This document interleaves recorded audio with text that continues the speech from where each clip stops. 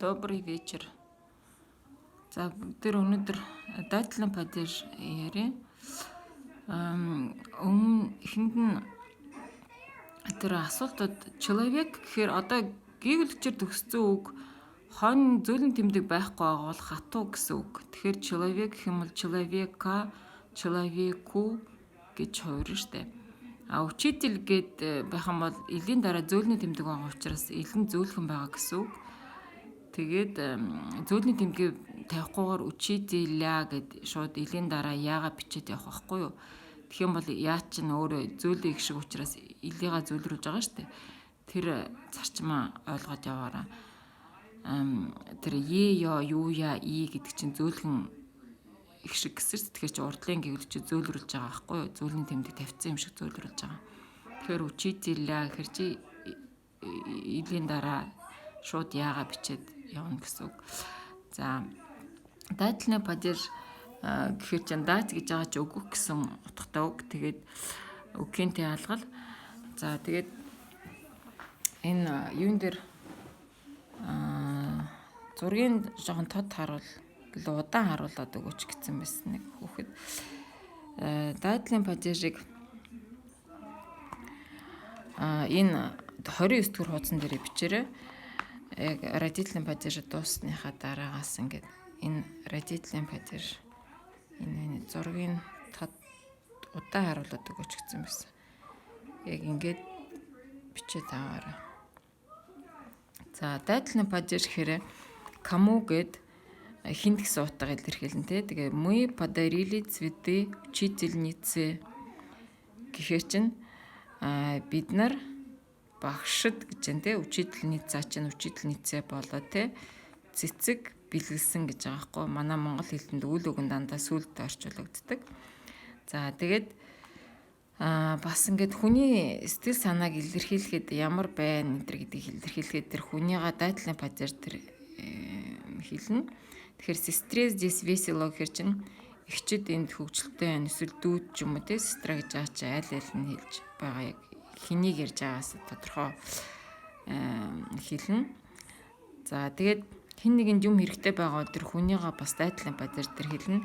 Мне нужны цветные карандаши гэхээр энэ өгүүлбэрт үлийн эзэн энэ карандаши гэдэг олон тоо байна те. Тэгэхээр энэ нужны гэдэг олон тоогоор авч байгаа байхгүй юу. Тэгээд нужны кому мне гэж байгаа байхгүй юу. За тэгээд надад өнгийн харандаанууд хэрэгтэй байна гэсэн өгүүлбэр болж байгаа. За хүний насыг хэлэхэд те ер нь юмны нас жилээ хэлэхэд сколько лет гэд тэр хүний дайтлын падеж тэр хэлдэг байхгүй юу. Сестре 15 лет гэхээр ихч тийм ээ 15 настай гэж орчуулагдана. Улаанбаатар 395 лет гэхээр Улаанбаатар 395 одоо жил болж байгаа гэсэн утгатай болж байгаа. Би насын жилийн бол зөвхөн өөрөө санаагаар тавьсан энэ жил 381 жил болж байгаа гэлөө. За тэгээд тэгэхээр нөгөө тебе сколько лет гэж хэлдэг чинь нөгөө дайтлын падеж дээр байхгүй. Тэгэхээр мне гэдэг өөрийнхөө насыг хэлэх хэрэгтэй байхгүй. Бид нар насыг яаж хэлдгийг үзсэн байгаа тийм ээ. За ухтууртай утгууд нь гэх юм бол к по гэд ингээд хоёрхан ухтур байдаг. К по гэд родительный падеж шиг тийм их олон ухтур байдгүй. Тэгээ к болохоор руу гэсэн утга илэрхийлдэг. Я иду к Тане гэх юм бол би Таня руу явж гин гэсэн үг байхгүй. Эсвэл Таня гих руу явж гин гэсэн утга болно. Подойди к столу гэх юм бол ширээ рүү төхөөд оч гэсэн болж байгаа. Тэгэхээр к гэж аач ямар нэг юм руу гэсэн утга болж байгаа байхгүй. За по гэхээр ямар гэсэн нэг утга нь байгаа. Дай мне, пожалуйста, тетрадь по русскому языку гэхээр тетрадь по русскому языку гэж орос хэлний хичээлийн дэвтэр гэж байгаа. Тэгээд ямар дэвтэр гэж байгаа аахгүй. Тэгэхээр орос хэлний хичээлийн гэдэг ингэж заавал хэлэх хэрэгтэй. Тэгээд дай мне гэхээр надад өгөөч гэсэн үг те. Пожалуйста гэдэг нь заавал хэлдэг.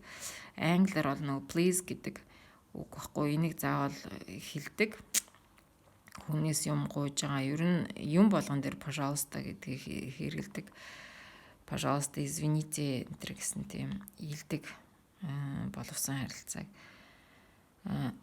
За тэгээ по гэхээр бас нэг утга нь бол хаагуур гэсэн утгаар илэрхийлдэг.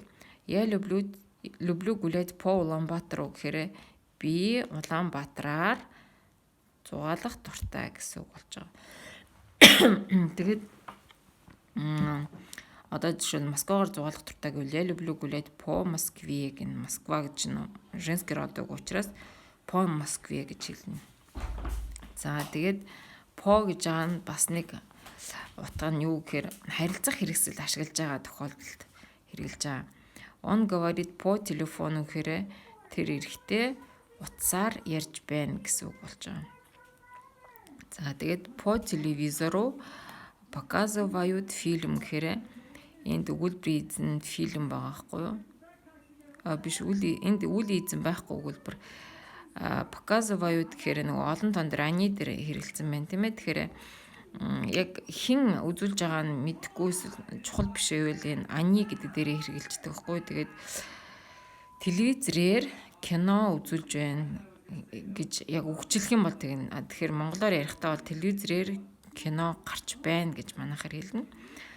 За тэгээд жишээл мы общаемся по интернету гэж хэлж болно. Бид нэр интернетээр харилцаж байна гэдэг тийм ээ.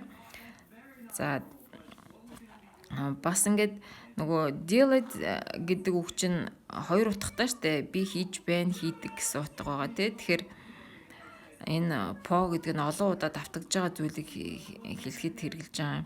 По понедельникам мы играем в теннис гэхээр нэгд өдөр болгон бид нэр теннис тоглодог гэж байгаа. Тэгэхээр монгол хэлэнд бол нөгөө даг гэдэг байдаг учраас бид нэр нэгд өдөр теннис тоглодог гэж хэлэнгүүт л энэ шууд по гэдгийг хэлж байгаа. Тэгэхээр тэр болгон гэдгийг нь бол хэлээд ах шаардлагагүй.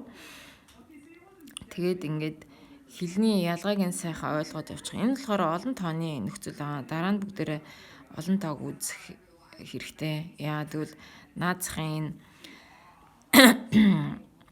падежийнхаа хэрэглээг ганц тооныхоо ойлгодог болцсны дараа олон тоогоо үзсэн дээр идэг. За би ингээд бариад байхаар нөгөө нэг юуг нь стопын дарж байгаа та нар үзэж болно. Нөгөө бичээд нөгөө тогтоож байгаад бичиж болно. Эсвэл ухрааж байгаа. За тэгээд дайтлын падеж гэхээр ийм цөөхөн ухтуртай байдгийн. Тэгэхээр родительный падеж хамгийн ухтуртай байдаг. Тэгээ үгнүүд тэгэж хуурахтаа тэр хойтлынх нь гээгүүлэгч нь хатуу зүйлэнгийн ялгыг ерөөсөө хойно ямар ч юм бичээгүй гээгүүлэгчээрээ дуусч байгаа бол хатуу байгаа л гэсэн үг. Зөөлний тэмдэг тавих юм бол зөөлөн гэж ялгадаг. Тэгээд дээрүүд бол хатуугийн тэмдгийг тавьдаг байсан. Тэгээд дараа нь болохоор тэгж илүү үсэг бичээд яхаа тэгтээ дөрөв олон үг нь хатуугаараа байгаа. Тэгэхээр зөөлөн дээр нь зөвхөн зөөлний тэмдгийг тавья. Хатуу дээр нь юуш тавихгүй бай гэсэн тийм дүрмтэй болсон байгаа юм. За тэгээд дайтлын падеж юм арай цөөхөн ухтуртай. За тэгээд асуух зүйлс байвал бичээд комент сайн бичээд байвал би бүгдийг харж байгаа. Тэгээд дараачийн хичээлд болохоор бүгдээрээ винитлийн падеж үзье. Тэгээд захиах юм гэхээр энэ ухтуруудаа бүгдийн заавал яг ингээд утга утгаар нь мэдчих хэрэгтэй. Доо гэхээр хүртэл гэж байгаа. Из гэхээр дотроос гэж байгаа. От гэдэг нь хажуугаас гэж байгаа гэдэг яг ингээд цээжлэх хэрэгтэй. Яг миний хэлдгээр 3 удааг хилээд өгүүлбэр хэлэхгүй зүгээр л доо хүртэл из дотроос гэд хилээд тогтоогоод авчих хэрэгтэй. Тэгээ к гэдэг нь руу гэж байгаа. По гэдэг нь хаагуур гэж байгаа. Одоо ямар гэж байгаа энэ төр гэдэг утга болгонуудаа ойлгоод тогтоож авах хэрэгтэй. Тэхэл юм бол та нарт хэрэгтэй. За өнөөдөртөө дайтлын падеж үзээд дуусгая. До свидания, до следующих уроков.